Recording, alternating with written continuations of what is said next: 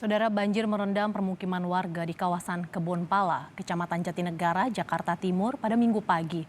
Banjir yang sempat mencapai ketinggian 1 meter ini terjadi karena meluapnya Kali Ciliwung.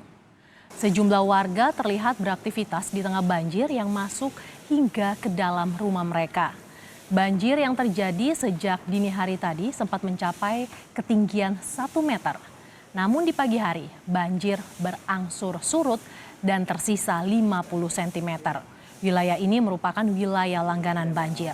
Tak heran warga masih enggan mengungsi dan memilih untuk tinggal di lantai 2 rumah mereka.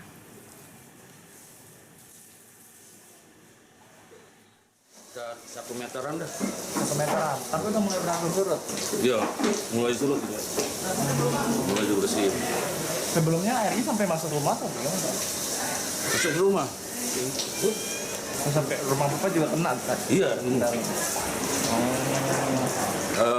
Yang mengungsi itu anak saya aja. Tinggal di yang nggak banjir. Saya mengungsi di situ. Tapi untuk Bapak sendiri? Saya masih saya di rumah, nunggu rumah.